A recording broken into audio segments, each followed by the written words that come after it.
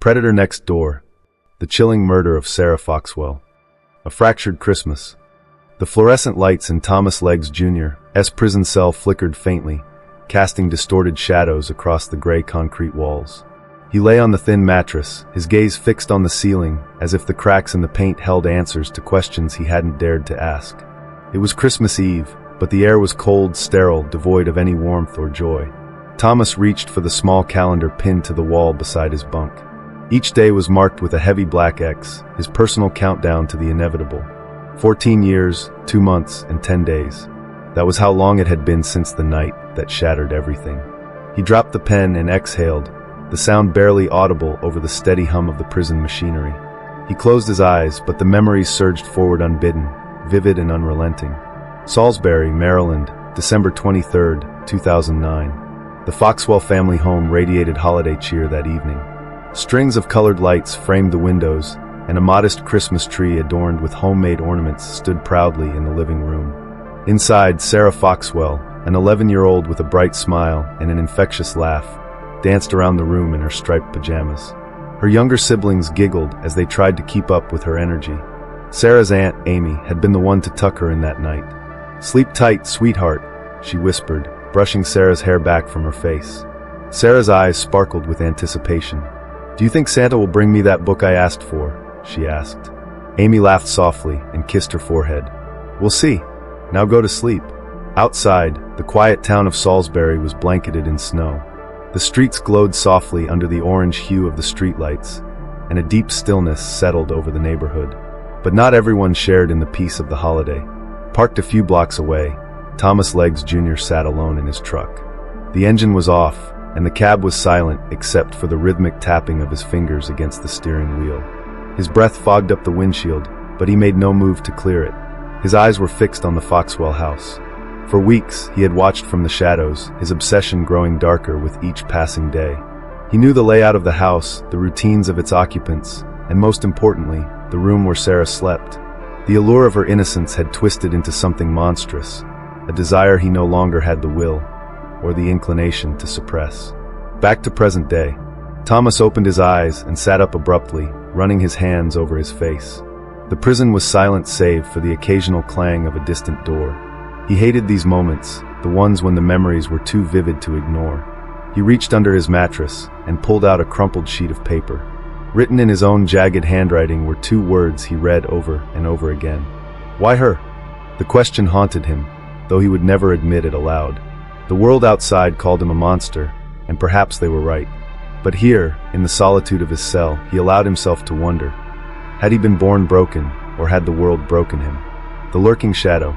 The snow had begun falling again by the time Thomas Leggs Jr. stepped out of his truck, the sound of his boots crunching on the frozen ground muffled by the thick layer of white. He adjusted his jacket, not for warmth, but to ensure the hunting knife in his pocket was concealed. A thin veil of fog escaped his lips as he exhaled deeply, his breath mixing with the frosty night air. The Foxwell house was quiet, its warm glow spilling softly into the snow-covered yard. The faint sound of laughter and Christmas music drifted into the night, carried by the icy breeze. For a brief moment, Thomas hesitated, his gaze lingering on the twinkling lights framing the windows. Memories of his own fractured childhood flickered in his mind like a broken film reel. Christmases spent alone, the hollow ache of longing for something he couldn't name. The warmth of the Foxwell home stood in stark contrast to the cold void within him, a void he had long since stopped trying to fill. But tonight wasn't about memories or longing. Tonight was about possession, about control. Salisbury, Maryland, December 23, 2009, 11:30 p.m. Inside the house, Sarah Foxwell stirred in her bed, her tiny frame curled beneath a patchwork quilt. The soft hum of the radiator filled the room, lulling her towards sleep. She clutched a worn stuffed animal to her chest, its fur matted from years of affection. Unbeknownst to her, Thomas had circled to the back of the house. His boots left faint impressions in the snow, their pattern erratic, like the steps of a predator stalking its prey. He had scouted this route before, noting the weak latch on the bedroom window. He crouched beneath the window, his breath shallow, his pulse quickening.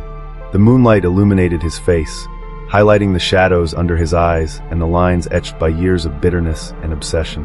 He reached into his pocket, retrieving a small crowbar he had brought for this exact moment. With calculated precision, he pried open the window. The faint creak of the frame sent a jolt of adrenaline through his veins, but no lights flickered on inside. He waited, his breath suspended, before slowly hoisting himself through the opening. The room smelled of lavender and childhood, a jarring contrast to the darkness that now invaded it. He stood over Sarah's bed, the soft glow of a night light illuminating her peaceful face. For a fleeting second, his resolve wavered. But then she stirred, her brow furrowing as if sensing the presence of something malevolent. Back to present day. Thomas sat on the edge of his prison bunk, the memory still sharp and vivid, as if etched into his mind. He rubbed his temples, trying to shake the image of Sarah's innocent face. It wasn't guilt that haunted him. Thomas was incapable of true remorse. It was something else, a gnawing realization of the abyss he had willingly stepped into that night. He thought about the days leading up to Christmas in 2009. He had convinced himself that taking Sarah was about reclaiming something he had lost long ago, but the truth was far simpler and far darker. It was about power, about extinguishing the light that reminded him of everything he could never have. A guard's voice echoed down the corridor, breaking the stillness. "Lights out." Thomas leaned back against the wall, his head resting on the cold concrete. The fluorescent lights blinked off, plunging the cell into darkness. But the darkness inside him was far more oppressive, a shadow that refused to dissipate. The silencing of innocence. The night was deathly cold, the air sharp and biting as the snow fell in silence. Inside the Foxwell home, the quiet was undisturbed save for the occasional hum of the radiator. Upstairs, Sarah Foxwell slept soundly, her small frame curled beneath her quilt, clutching her favorite stuffed animal, a well-worn bear with a button eye. But outside, lurking in the shadows of a modest suburban street, Thomas Leggs Jr. stood still, his breath visible in the frosty air. His gloved hands trembled slightly, not from the cold, but from the adrenaline coursing through his veins. He adjusted the crowbar tucked into his jacket, his mind fixed on the task ahead. This was it, the culmination of weeks of planning, of watching, of waiting. The infiltration. Thomas moved quickly and quietly, his boots crunching softly against the snow. He rounded to the back of the house, where the glow from Sarah's nightlight seeped faintly through her bedroom window. The latch was weak. He had checked it days earlier during a casual visit to the family. Removing the crowbar, he wedged it under the window frame and pried it open with a faint groan. The sound made his heart race, but no one stirred. Carefully, he slid the glass pane upward and pulled himself inside. His feet landed softly on the carpet, his tall frame casting a looming shadow across the small, pastel-painted room. The scent of lavender and childhood innocence hung in the air, a stark contrast to the darkness he brought with him. The attack. Thomas stood over Sarah's bed, watching her chest rise and fall with each gentle breath. Her face was serene, framed by the soft glow of the nightlight. For a fleeting moment, he hesitated, as if some fragment of humanity within him fought to resurface. But the hesitation was brief. He reached out, his calloused hand brushing against her cheek. The touch startled her, and her eyes fluttered open. "Sure," he whispered, his voice low and menacing. The confusion in her eyes turned to fear as she registered the presence of a stranger in her room. She opened her mouth to scream, but Thomas's hand was already over her lips, smothering the sound. Sarah began to thrash, her small hands clawing at his arm, her legs kicking beneath the quilt. She was strong for her age, driven by sheer terror, but Thomas was larger, stronger, and utterly merciless. He grabbed her wrists with one hand, pinning them above her head, and pressed harder against her mouth. "Stop fighting," he growled, his voice dripping with menace. But she didn't stop. Tears streamed down her face as she struggled, her muffled cries filled with desperation. Her nails raked across his skin, leaving deep scratches on his arms, but he didn't flinch. Frustrated by her resistance, Thomas pulled a piece of duct tape from his pocket and slapped it over her mouth, silencing her cries. Her wide, terrified eyes locked onto his, silently pleading for mercy. He ignored her.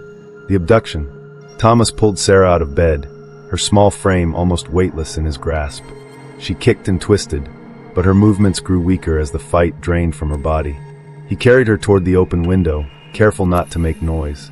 As he hoisted her through the frame, she managed to claw at the wooden sill, her fingers leaving faint marks in the paint. But it was futile.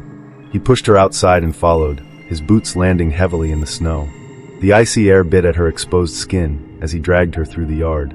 The snow muffled her struggles, her small, socked feet barely leaving tracks in the fresh powder. He moved quickly, knowing that every second was a risk. At his truck, Parked a short distance away, he opened the door and shoved her inside. Her body hit the cold seat, her muffled sobs filling the confined space. He bound her hands with another strip of duct tape and covered her eyes with a blindfold before slamming the door shut. The violence, the evidence presented later, would reveal the brutality of what followed. Thomas drove to a secluded area, far from the lights of the town. There, in the dead of night, his cruelty knew no bounds. The autopsy would later show signs of asphyxiation, defensive wounds on Sarah's arms, and bruising on her torso, evidence of a desperate struggle. Thomas's DNA was found beneath her fingernails, proof of her valiant attempt to fight back against the monster who overpowered her. The aftermath. By the time he was done, Sarah's lifeless body lay in the snow, her small frame twisted unnaturally. Thomas, his breath heavy, stood over her for a moment, his chest rising and falling with the exertion of his crime. He felt no remorse, only the grim satisfaction of power exercised without constraint. He left her there, partially covered by the snow, and drove away into the darkness. But the evidence he left behind, the fibers, the footprints, the scratches on his arms, would soon lead investigators to him, the search, and the discovery. The early hours of December 24th, 2009 were bitterly cold, the snow falling steadily as the first rays of dawn struggled to pierce the thick gray clouds over Salisbury, Maryland. Inside the Foxwell home, panic had taken root. Sarah was missing, and her family's desperate calls for her echoed through the silent house. The first signs of terror. When Amy Foxwell discovered Sarah's empty bed just before 3 a.m., the weight of dread was immediate. The broken bedroom window, its glass shards scattered across the floor, confirmed the unthinkable. Footprints in the snow outside led away from the house, disappearing into the darkness beyond the yard. The Foxwell family called the police, their voices frantic as they described the 11-year-old girl who had vanished without a trace. Within an hour, law enforcement arrived, transforming the home into the center of an unfolding investigation. Officers taped off Sarah's bedroom, photographing the disturbed bedding, the shattered glass, and a small stuffed bear lying forgotten on the carpet. The faint prints outside the window told a chilling story. A predator had entered this house in the dead of night and taken a child while her family slept. Mobilizing the search. As the sun began to rise, news of Sarah's disappearance spread rapidly. Volunteers from across Salisbury assembled at the Foxwell home, their breath visible in the freezing morning air as they organized search parties. Bloodhounds were brought in, sniffing at Sarah's discarded belongings to pick up her scent. Officers fanned out into the surrounding area, their flashlights cutting through the snow-covered landscape. Parents clung to their children as they handed out flyers bearing Sarah's smiling face. Friends, neighbors, and even strangers joined the search, driven by the desperate hope that she might still be found alive. Helicopters equipped with searchlights circled overhead, scanning the woods and fields for any sign of movement. The community's unity was palpable, but the mounting fear in their eyes revealed the grim reality they were fighting to ignore. The investigation unfolds.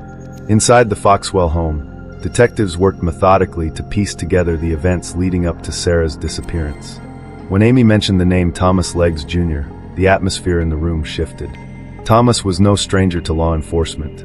A registered sex offender with a history of violent crimes, he had been a peripheral figure in the Foxwell family through a prior relationship with Sarah's aunt. The mention of his name was a turning point. Officers were dispatched to locate Thomas, while another team secured a warrant to search his truck. Inside the vehicle, investigators found fibers matching Sarah's pajamas and faint traces of blood. Snowy footprints near the Foxwell home also matched the tread of boots found in Thomas's possession, further implicating him. Meanwhile, the bloodhounds tracked Sarah's scent from her bedroom window to the edge of a wooded area. As search teams moved deeper into the forest, the urgency of their mission grew. Every step through the snow brought them closer to the unspoken fear that gripped them all. The grim discovery.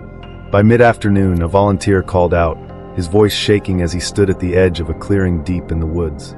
Beneath a thin layer of snow lay the lifeless body of Sarah Foxwell. Her striped pajamas, once a symbol of childhood innocence, were now stained with the marks of violence. The snow around her was disturbed, a haunting testament to the struggle she had endured. Officers arrived quickly, securing the area as the scene was documented. The medical examiner performed an initial assessment on-site, noting the signs of asphyxiation around Sarah's neck and the defensive wounds on her hands and arms. Her fingernails were broken, evidence of her valiant attempt to fight off her attacker. Just a few feet away, partially buried in the snow, lay her stuffed bear, a heartbreaking symbol of the innocence that had been stolen. The arrest. Later that evening, detectives apprehended Thomas Leggs Jr. at his residence. His demeanor was disturbingly calm as officers placed him in handcuffs. Scratches on his arms, consistent with Sarah's defensive wounds, were undeniable evidence of his guilt. Under questioning, his story fell apart, riddled with contradictions and omissions. Faced with the overwhelming evidence, including the fibers, DNA, and blood found in his truck, Thomas eventually confessed. His words were devoid of remorse as he described how he had taken Sarah from her home, assaulted her, and left her in the woods to die. A community shattered. The discovery of Sarah's body sent shockwaves through Salisbury. The hope that had fueled the search was replaced with collective grief and anger. Vigils were held that evening, the soft glow of candlelight illuminating tear-streaked faces as the community came together to mourn. Parents hugged their children tightly, their fear mingling with sorrow as they whispered prayers for Sarah. At the Foxwell home, the family was overcome with grief. Friends and neighbors brought food, flowers, and condolences, but nothing could fill the void left by Sarah's absence. Her siblings, too young to fully comprehend the tragedy, clung to their aunt, their innocent questions met with silence and tears. The courtroom unveiled. The courtroom was packed, the air thick with anticipation and tension. It was a stark contrast to the quiet, snow-covered streets of Salisbury outside. Inside, every seat was filled, with reporters, community members, and Sarah Foxwell's family seated front and center. They had come to witness justice, but for Sarah's family, there was no true solace to be found. Only the hope that the monster who had stolen her life would never harm another. The opening statements. The trial began with the prosecution, painting a vivid picture of the events that had shattered the Foxwell family. The lead prosecutor, a composed but impassioned woman, stepped forward and addressed the jury directly. "Ladies and gentlemen," she began, her voice steady but charged with emotion, "this case is not just about a crime. It is about the life of an innocent child, Sarah Foxwell, whose light was extinguished by the deliberate, calculated actions of the defendant, Thomas Leggs Jr. Her words were accompanied by photographs projected onto a screen. Sarah smiling at a birthday party, Sarah holding her stuffed bear, and finally, the haunting image of the snow-covered clearing where she had been found. The jury's discomfort was palpable, their eyes fixed on the prosecutor or the floor, avoiding the horrifying image on the screen. The defense, by contrast, attempted to shift the narrative. Thomas's lawyer, a stern-faced man with a history of handling high-profile cases, emphasized the systemic failures that had allowed Thomas's predatory behavior to escalate. He framed Thomas as a product of a broken system, a man who had been failed by society and was now facing its ultimate condemnation. But the jury's expressions revealed skepticism. The evidence against Thomas was overwhelming, and the defense's arguments seemed feeble in comparison to the sheer weight of the crime. Key evidence presented. The prosecution wasted no time laying out their case, beginning with the forensic evidence. Expert witnesses described how fibers from Sarah's pajamas were found in Thomas's truck, how DNA evidence linked him to the crime, and how the scratches on his arms matched Sarah's defensive wounds. The lead detective took the stand, recounting the harrowing details of the investigation. He described the footprints in the snow, the bloodhounds that led them to Sarah's body, and the haunting scene that awaited them in the woods. Sarah fought for her life, the detective said, his voice faltering slightly. She didn't give up, even in her final moments. The courtroom fell silent as the medical examiner presented the autopsy report. They detailed the signs of asphyxiation and the bruising on Sarah's body, which indicated a violent struggle. The examiner's voice remained clinical, but the gravity of the findings hung heavy in the air. A sob broke from Sarah's mother, shattering the silence, and she was escorted out by family members, her shoulders trembling with grief. Thomas's behavior in court. Throughout the proceedings, Thomas sat expressionless, his gaze fixed on the table in front of him. His lack of visible remorse enraged Sarah's family and the community. The prosecutor seized on this, emphasizing his cold, detached demeanor as evidence of his depravity. When faced with the consequences of his actions, the prosecutor said, pointing directly at Thomas, "He doesn't flinch, doesn't falter, because this is who he is, a predator without conscience or remorse." But the defense countered with testimony from a psychologist who argued that Thomas's childhood trauma and mental health issues had contributed to his behavior. They described him as a deeply disturbed individual who lacked the capacity for empathy, though the prosecutor swiftly dismantled this narrative during cross-examination. "Is he incapable of empathy?" she asked, her tone sharp, "or did he choose to ignore it when he stalked, abducted, and murdered an 11-year-old girl?" The psychologist hesitated, and the jury's attention shifted to Thomas, who sat unmoving, as if the trial were happening to someone else. The testimonies of grief. The most emotional moments of the trial came when Sarah's family took the stand. Her mother, voice trembling but resolute, described the emptiness left by her daughter's absence. "She was my light," she said, tears streaming down her face. "She made every day brighter. And now that light is gone." Her words were followed by a pause, heavy and raw, as the jury absorbed the weight of her grief. Sarah's older sister testified as well, describing the guilt and pain that had consumed her since that night. "I should have protected her," she whispered, her voice breaking. "I should have been there." Their testimonies drew tears from many in the courtroom, including jurors, and reinforced the human cost of Thomas's actions. The unveiling of truth. The courtroom was electric with tension as the trial of Thomas Leggs Jr. unfolded. The prosecution's evidence was overwhelming, the testimonies gut-wrenching, and the defendant's lack of remorse chilling. But it was the unraveling of the timeline and the horrific details of Sarah Foxwell's final hours that delivered the most devastating blows to the jury and onlookers alike. The confession. The turning point came when the prosecution presented Thomas's videotaped confession. The jury watched intently as Thomas, sitting in a sterile interrogation room, recounted the events of December 23, 2009, with an eerie detachment. His words were emotionless, his voice steady as he described how he had entered the Foxwell home, abducted Sarah, and taken her to a secluded area. "I didn't mean to hurt her," he muttered at one point, his gaze avoiding the camera. "She just wouldn't stop screaming." The room grew colder with each word. Thomas detailed how he had bound Sarah's hands with duct tape, covered her mouth to silence her cries, and drove her to the woods. He described the struggle, how she clawed at him, leaving deep scratches on his arms and chest, and how he had pressed his hands against her neck until the struggling stopped. The audience in the courtroom was transfixed, their expressions a mix of horror and disgust. Sarah's mother, seated in the front row, buried her face in her hands, her quiet sobs cutting through the silence. Even the most seasoned reporters covering the trial looked visibly shaken as the confession played on. Forensic testimony. The prosecution followed the confession with forensic testimony that corroborated every chilling detail. A DNA analyst took the stand, presenting the results of tests conducted on evidence collected from Thomas's truck and the crime scene. Fibers from Sarah's pajamas matched samples found in the vehicle, and her DNA was found on the duct tape recovered from Thomas's possession. The medical examiner once again detailed the injuries Sarah had sustained, pointing out the bruising and defensive wounds that spoke to her bravery. "This child fought," the examiner stated firmly. "She did everything in her power to survive." As each piece of evidence was revealed, the weight of Thomas's guilt pressed heavier on the jury. Their expressions grew grim, their resolve solidifying with every new fact presented. The defense's last stand. The defense, now desperate to salvage any semblance of a case, shifted their strategy. They argued that Thomas's actions, while horrific, were the result of an untreated mental illness. They called a forensic psychiatrist to the stand, who described Thomas as a man consumed by compulsive thoughts and incapable of controlling his impulses.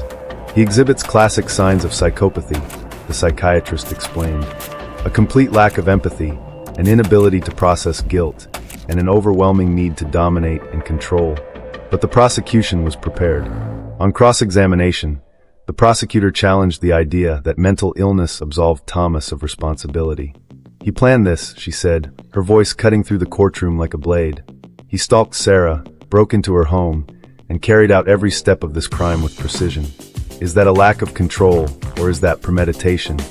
The psychiatrist faltered, their confidence shaken. The defense's argument unraveled further as the prosecutor pressed on, dismantling the notion that Thomas's actions were anything but deliberate. The jury's reaction. As the trial neared its conclusion, the weight of the evidence left little room for doubt. The jurors avoided looking at Thomas, their expressions mix of anger and revulsion. The prosecutor's closing argument reinforced the gravity of their decision. "This is not just about justice for Sarah," she said, her voice steady but filled with emotion.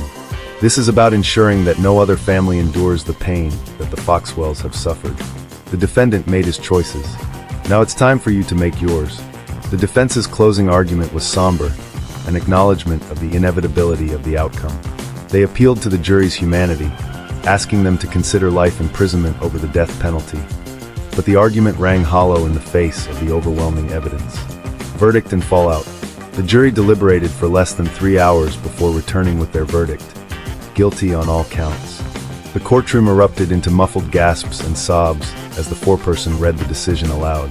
Sarah's mother clutched her chest, tears streaming down her face, while her siblings held onto one another for support. Thomas sat motionless, his expression unreadable. If he felt the weight of the verdict, he didn't show it. To the Foxwell family and the community of Salisbury, his lack of reaction was another reminder of his inhumanity. The judge scheduled the sentencing phase for a later date, leaving the courtroom to clear in a somber haze. Outside, reporters scrambled to broadcast the news, while the Foxwell family was escorted out under a veil of privacy. The trial was over, but the pain of Sarah's loss lingered, a wound that time would struggle to heal. Facing the verdict, the courtroom was silent as the foreperson of the jury stood to deliver the verdict. All eyes were on the figure seated at the defendant's table, Thomas Leggs Jr., a man whose name had become synonymous with evil in the small town of Salisbury. His face remained a blank canvas, devoid of emotion, as if he were merely a bystander to his own fate. The weight of the words, guilty on all counts. The words hung in the air, heavy and final. A ripple of emotion swept through the room. Sarah Foxwell's mother gasped audibly, clutching a tissue to her lips, her body trembling with a mixture of grief and relief. Her older daughter reached out to steady her, their bond a fragile anchor in the storm of their shared pain. Across the room, the jurors exchanged glances, their faces a mixture of exhaustion and quiet resolve. For weeks, they had been forced to confront the horrors of Sarah's final moments, piecing together the evidence and listening to testimony that would haunt their dreams. Delivering the verdict was both a release and a burden they would carry forever. Thomas's reaction. Thomas sat unmoving, his gaze fixed on the table in front of him. To the Foxwell family and the community, his lack of reaction was further proof of his inhumanity. But inside his mind, a storm was brewing. He replayed the prosecutor's words in his head, the damning evidence laid bare for all to see. The fibers, the DNA, the scratches on his arms, and his own chilling confession. He thought of the jurors' faces, the disgust and horror etched into their features as they watched his videotaped admission of guilt. Yet, there was no remorse. Instead, there was a simmering resentment, a sense that the world had always been against him, that his fate had been sealed long before that night. He told himself he was a victim of circumstance, a man born into brokenness, pushed to the edges of society until the darkness consumed him. But even this justification rang hollow. Somewhere deep within, he knew the truth. He had chosen this path. The family speaks. During the sentencing phase, Sarah's family had the opportunity to address the court. Her mother stood first, her voice trembling but firm as she spoke directly to Thomas. "You stole my baby," she said, her eyes brimming with tears. "You took her from her bed, from her family, from a life she hadn't even begun to live. And for what? For your own sick desires?" She paused, her breath shaky as she steadied herself. "But you didn't just take Sarah. You took a part of me, of all of us. Every holiday, every birthday, every ordinary day, will feel her absence. And you will never know what it means to truly love someone, because no one who loves could do what you did."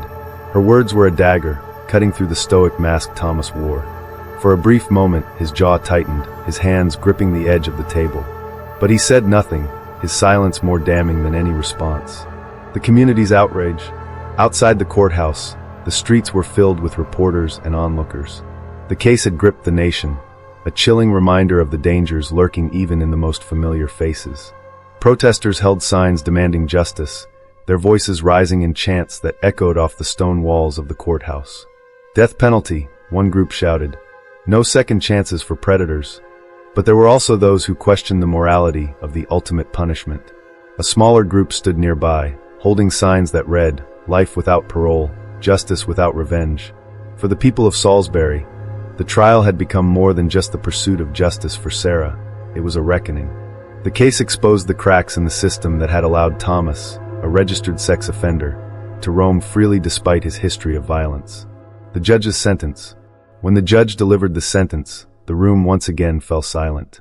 Mr. Leggs, the court finds your actions to be among the most heinous and depraved imaginable. You not only violated the sanctity of a family's home, but also committed acts of unspeakable violence against a child. This court sentences you to death by lethal injection. The words landed like a hammer. Sarah's family clung to one another, their tears a mix of relief and sorrow. For them, the sentence brought a measure of closure, though no punishment could ever truly balance the scales of their loss. Reflection in the cell. That night, back in his cell, Thomas stared at the cold, gray walls that had become his world. The sound of the other inmates, shouts, laughter, the occasional clang of a cell door, faded into the background as he replayed the day's events. He thought about the Foxwell family, about the raw emotion in Sarah's mother's voice. He thought about the judge's words, the finality of the sentence that awaited him. For the first time, the weight of his actions began to press against him, not as guilt, but as an unbearable silence. The calendar on the wall marked the days since his arrest. Now, it would mark the days until his execution. The unraveling. As the days turned into weeks following his sentencing, Thomas Leggs Jr. retreated further into himself. The walls of his death row cell were cold and unyielding, a stark contrast to the chaos of the courtroom. Here, in the silence, the weight of his actions and the inevitability of his fate began to take their toll. Isolation and paranoia. The monotony of prison life was broken only by the occasional clang of cell doors and the distant shouts of other inmates. But for Thomas, every sound felt amplified, each noise a reminder of his isolation. The other inmates despised him. Child killers were the lowest of the low in the prison hierarchy. He was not allowed into the general population, but he could feel their hatred through the walls.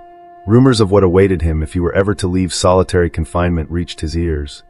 Whispered threats of vengeance, promises that his death wouldn't come cleanly. At night, he would hear the jeers echoing from neighboring cells, mocking him, taunting him. "You're gonna burn Leggs," one voice shouted. "Hope you're ready to meet her ghost," another taunted. He stopped sleeping. The paranoia consumed him, each creak of the building making his muscles tense, his heart race. Even in the safety of solitary confinement, he couldn't escape the judgment of others, or of himself. The haunting memories. Left alone with his thoughts, the memories of that December night began to replay in his mind with unrelenting clarity. He could see Sarah's face, her wide, terrified eyes staring up at him, her small hands clawing at his arms. The scratches she left had long since healed, but he swore he could still feel them burning into his skin. In the deepest hours of the night, he would hear her voice, not in words, but in the muffled cries and screams that haunted his dreams. No matter how much he tried to suppress it, the image of her lifeless body lying in the snow would surface, unbidden and unforgiving. Thomas told himself he didn't regret what he'd done, that the world had pushed him to it, but the walls of his cell told a different story. The marks he left on them, scratches, scribbles, and angry slashes, were the only outward signs of the chaos inside him. A final attempt at justification. In a rare moment of communication, Thomas requested to meet with his court-appointed counselor. His request was granted, and the two met in a small, dimly lit room under heavy supervision. "I didn't mean for it to go that far," Thomas said, his voice low and uneven. It was the first time he had spoken of his crime since the trial. "I just wanted her to stop screaming. I didn't know what else to do." The counselor, a composed man with years of experience dealing with violent offenders, remained silent, letting the words hang in the air. Thomas leaned forward, his hands trembling slightly. "They say I'm a monster. Maybe I am. But I didn't ask to be born like this. I didn't ask for this sickness." The counselor's expression didn't waver. "Do you think that justifies what you did?" Thomas didn't respond. He stared at the floor, his jaw tightening. The silence stretched between them, heavy and suffocating. The family's resolve. While Thomas grappled with his thoughts, the Foxwell family worked to rebuild their lives. Sarah's mother, though consumed by grief, channeled her pain into action. She became an advocate for child safety, speaking at community events and pushing for stricter laws to protect children from predators like Thomas. "We can't bring Sarah back," she said at one gathering, "but we can fight to make sure no other family has to endure this kind of loss."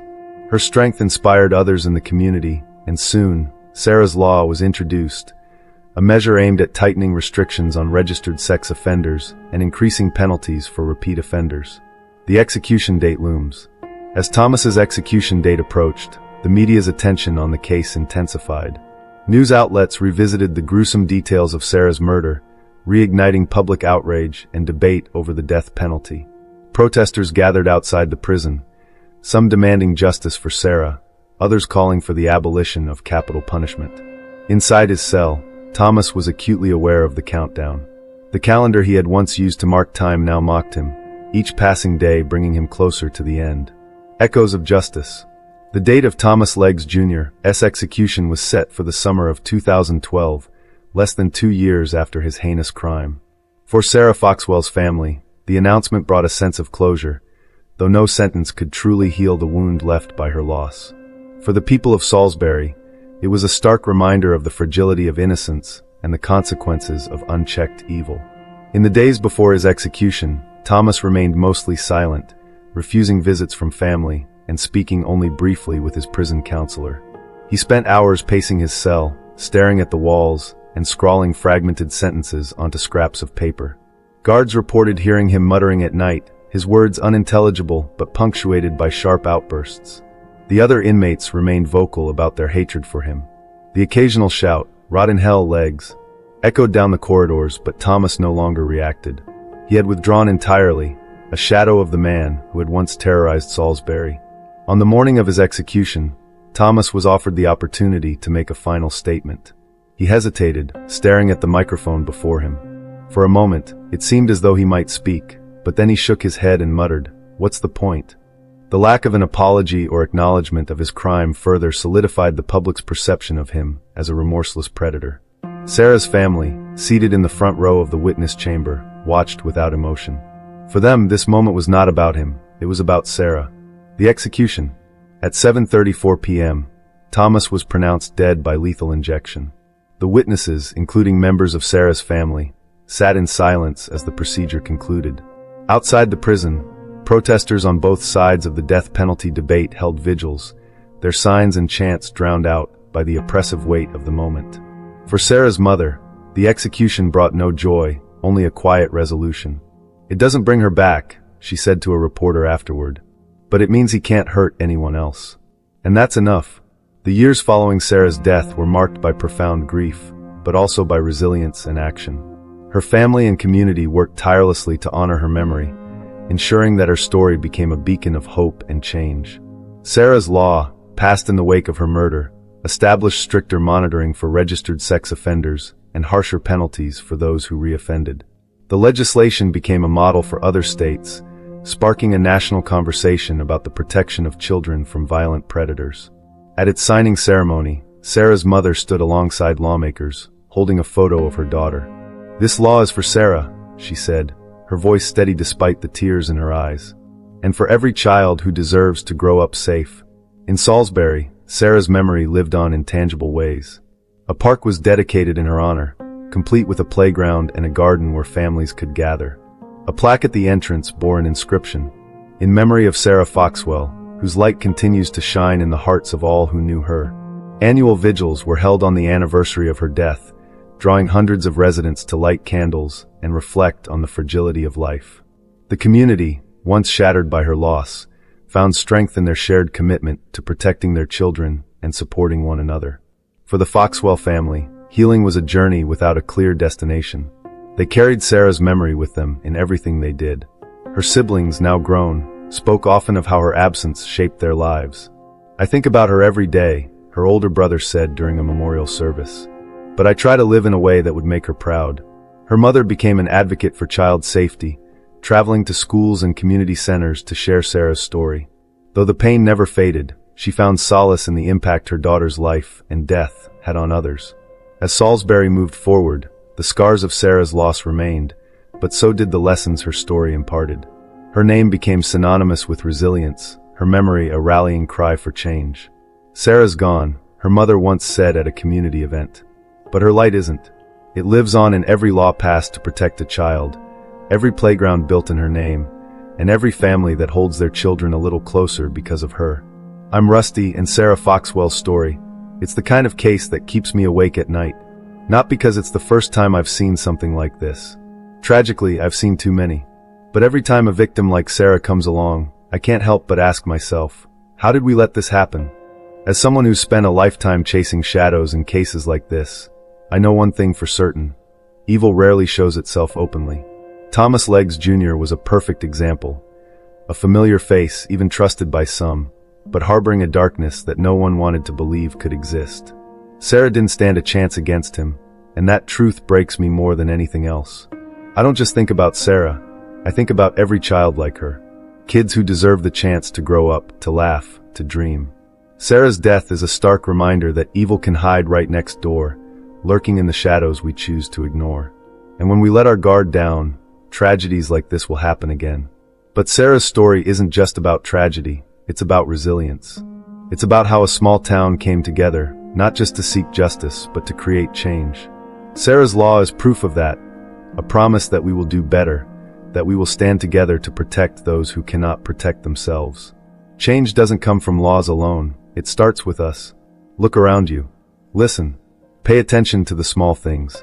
What happened to Sarah is a tragedy, but it's also a reminder. We must do better.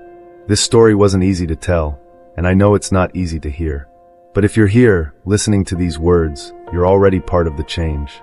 Join me at Truth One End Shadow, where we share stories like Sarah's, not to spread fear, but to inspire awareness and action. Every case we tell is a lesson, a reminder that darkness can only be defeated when we confront it head-on. If you believe in making a difference, subscribe to the channel, follow along, and help us continue this fight.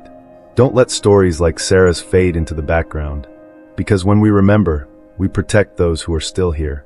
Together, we can ensure that the light never fades, even in the darkest shadows.